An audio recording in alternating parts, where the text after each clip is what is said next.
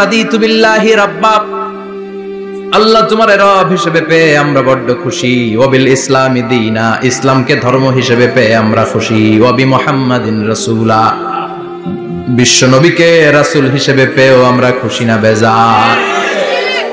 এমন রাসূল, গোটা বিশ্বের শ্রেষ্ঠতম রাসূল, শ্রেষ্ঠতম ব্যক্তিত্ব, যার কাছ থেকে পজিটিভ কোনো জিনিস ছাড়া নেগেটিভ কোনো জিনিস প্রকাশিত হয় নাই।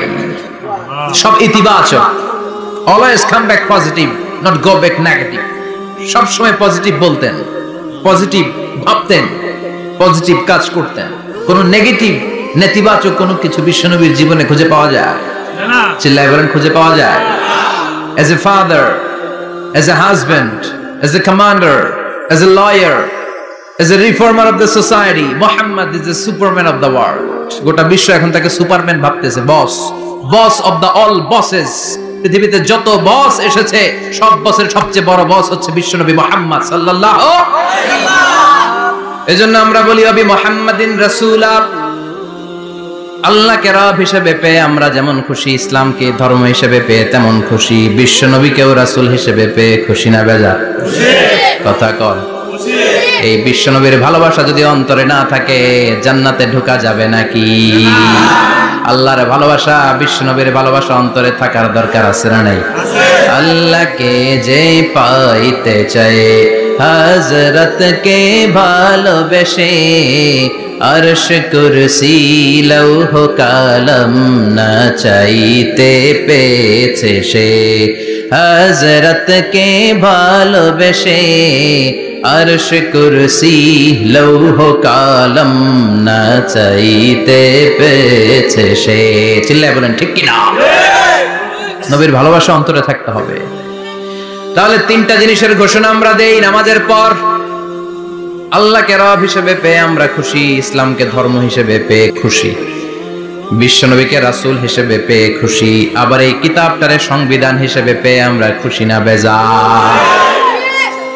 এটার আলোকে আমাদের সমাজ প্রতিষ্ঠিত হোক, মদিনার সমাজ হোক, সোনালী সমাজ হোক, আলোকিত সমাজ হোক, আমরা চাই কি চাই না?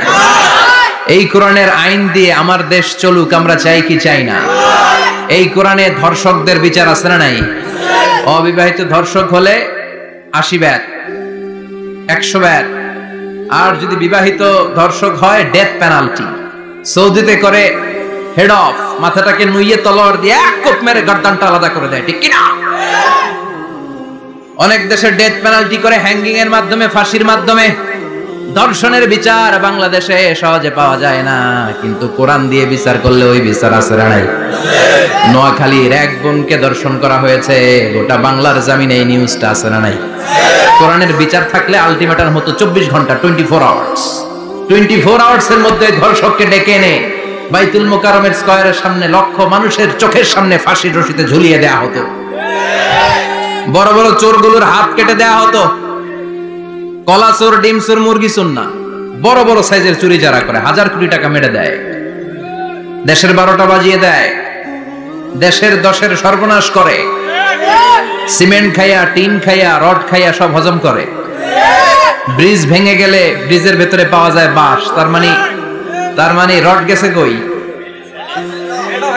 হ্যাঁ, পেটে। এগুলার এক একটার পেটে 10টা করে পাকস তুলে দিছে আল্লাহ। 10টা স্টোমাক না থাকলে রড হজম হয়? কথা কয় না? এগুলোর বিচার হওয়ার দরকার আছে না নাই? কোরআনের রাজ যদি কায়েম হয়, এই সবগুলো বড় বড় চোরের বিচার হবে, লাইভ ব্রডকাস্টিং হবে টিভিতে, আমরা সবাই দেখবো কেমন করে তাদের হাত কাটা হয়। ওই সমাজ আমাদের দেশে চালু হোক, আমরা চাই কি চাই না? তাহলে সোজা সাপটা হিসাব, এই 4টা জিনিসের বিরুদ্ধে কেউ অবস্থান নিলে তাদের বিরুদ্ধে আমাদের অবস্থান, জোরে কোন ঠিক কিনা? আর এই 4টা জিনিসের পক্ষে যারা কথা বলবে তাদের জন্য আমাদের অন্তরে দোয়া আছে না নাই? এক হচ্ছে আমার রব, 2 হলো আমার ইসলাম, 3 হলো আমার পেয়ারা নবী, 4 হলো আমাদের আল্লাহর দেয়া সংবিধান কোরআন। এই 4টা জিনিসের বিরুদ্ধে কথা বললে খবর আছে না নাই? এই 4টা জিনিসের বিরুদ্ধে কথা বলা হবে মুসলমানদের দেশে। এই 4টা জিনিসকে কটূক্তি করা হবে, অপমান করা হবে, আর এর বিরুদ্ধে প্রতিবাদ আসবে না। মুমিন চুপ করে বসে থাকবে, সেটা মুমিন নয়, সেটা মুনাফিক। চিল্লায় বলেন ঠিক কিনা?